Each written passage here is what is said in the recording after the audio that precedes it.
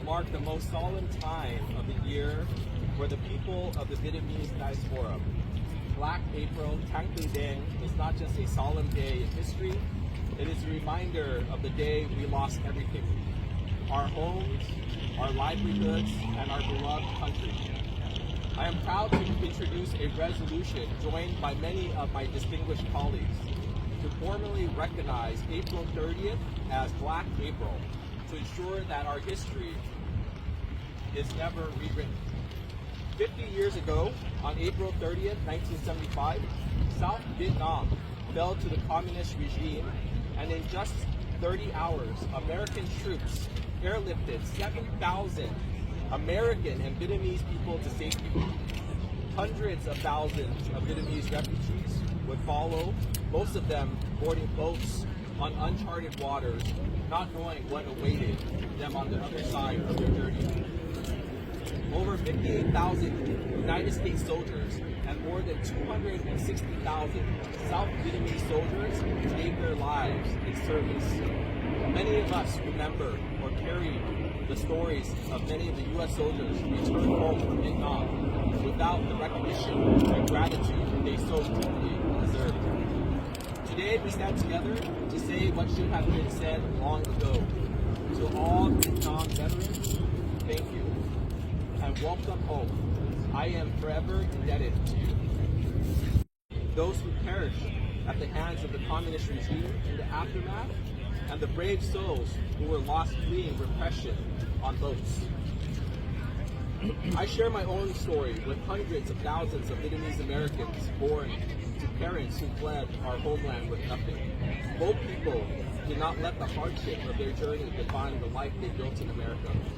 We have built communities that are unparalleled in their strength, prosperity, and commitment to preserving our history.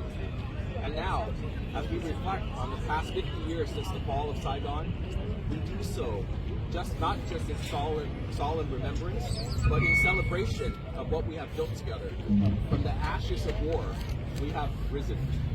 As the first Vietnamese American to represent Orange County's Little Saigon community in Congress, I am humbled by the responsibility to carry this history forward. Little Saigon, home to the largest Vietnamese diaspora in the world, is a beacon of hope and a reminder of the resilience that has defined our community. As we commemorate this solemn milestone, we must reaffirm our commitment to the values that matter most: democracy, human rights, and freedom. Thank you, and I'm happy to pass the mic to KPAC Chair, Grace May. New York, and also the chair of the Congressional Asian Pacific American Caucus. Thank you so much to Congressman Tran for hosting this important press conference, and to all of my colleagues and community leaders who gathered here today to commemorate the 50th anniversary of the fall of Saigon, also known as Black April. For so many Vietnamese Americans, this was a day that changed your lives forever. Families were uprooted from their homes and forced to flee their country with only the clothing on their backs. And even 50 years later, our hearts are still heavy with grief and loss. Yet this story is also a testament to the strength and resilience of our Vietnamese American community. Vietnamese refugees came to this country with an unbreakable spirit and a sheer determination to rebuild their lives in a foreign land that they've never seen before. They faced language barriers, discrimination, and economic hardships, yet never gave up, working tirelessly to build a better future for your children and your grandchildren. Today, there are now over 2 million Vietnamese Americans living in the U.S., and your invaluable contributions can be seen in every corner of society. From the thousands of small businesses across the country, with Representative Derek Tran, who has shown us that in just one generation, a child of refugees can be a member of the United States Congress. If that's not a testament to the promise of our country, I don't know what is. The American dream has become out of reach for more and more working people. cost of living is rising, and Americans are struggling to make ends meet. As a mom, I want my sons and every child to grow up in a world that is fair, just, and full of opportunity, where everyone has the chance to achieve their dreams, just like our families did. So mark my words, Congressman Tran and all of us will not stop fighting to keep this dream alive. As we reflect on this 50th anniversary, let us remember the price of freedom and the sacrifices made by millions of veterans and refugees, but also the strength, courage, and resilience of our Vietnamese American community. Chair Merida, take on. Hello, I'm Congressmember Judy Chu, and I'm here to commemorate Black April and the 50th anniversary of the fall of Saigon. And I am so grateful to Congressmember Tran for hosting this press conference. He is the first Vietnamese American to represent the largest Vietnamese community in the United States of America. On April 30th, 1975, the Republic of Vietnam was overthrown by communist forces, marking the end of the Vietnam War, which claimed the lives of as many as 250,000 South Vietnamese soldiers, 60,000 American soldiers, and countless innocent civilians throughout Southeast Asia.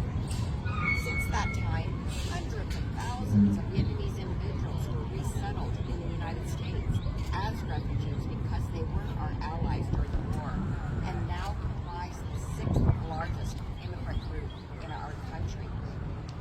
However, there were immeasurable challenges of coming with almost nothing as refugees to a country halfway across the world.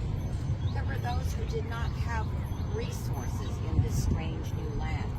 Some got into trouble and ended up serving time for a crime from over 3 decades ago. Since then, many of these individuals have led decades of productive lives here with families, many of whom have U.S. citizen children. And yet now, 15,000 Southeast Asian American refugees, including many Vietnamese Americans, have final deportation orders, despite an original U.S.-Vietnam MOU relieving anybody who arrived before 1995 from deportation. And that is why I lead the Southeast Asian Deportation Relief Act legislation that would honor these agreements and end deportation for those who came here before 2008 and may be sent to a country where they may not have ever lived, where they may be vulnerable also to human and civil rights abuses. It's only the right thing to do. This Black April, I am proud to join my colleagues as we honor the experiences and personal histories of the refugees who fled Vietnam and recognize the spirit of resilience and determination of Vietnamese Americans.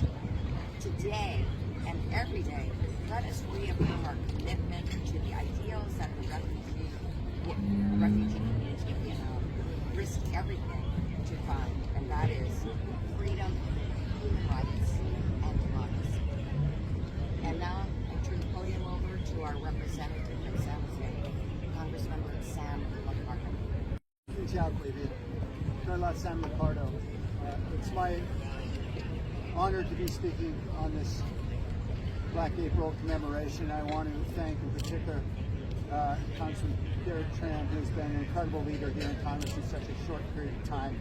And I'm grateful for his leadership, and that he is just one of many shining examples of what the Vietnamese American community has become. While today is undoubtedly a day of mourning and of remembrance, it is also a day when my community of San Jose, with 140,000 Vietnamese Americans, in fact the largest ethnic Vietnamese population of any city outside of Vietnam, we feel a gratitude that those who suffered so severely after the fall of Saigon chose to come to the United States. and to build a community that has certainly enriched our culture and our economy, but also, very importantly, enriched our spirit. That is, renewed the American spirit, appreciation that freedom is not free, an appreciation that perhaps those of us who are native born do not fully appreciate, as those who have suffered and endured so much to escape defeat and to fight for freedom back home. And so I think of my friend Con, who I've known for many, many years, who told me the story that his mother shared of their escape from Vietnam. He was only a child, I think 2 or 3 years old, so his memory does not serve him. But I had a chance to speak with his mother just a few months ago about the unspeakable horrors that she suffered during the war and in the escape as a refugee. What so many have endured is something we need to honor and remember, and particularly for those millions who lost their lives. But at the same time, we should feel blessed to have the bounty of this incredible community here in our country. For that, I say to our Vietnamese American community, come on, thank you. It's my great honor now to introduce a wonderful colleague and mentor. I'm honored to introduce my colleague from the city of San Jose, Congresswoman Nhiêu-Lộc.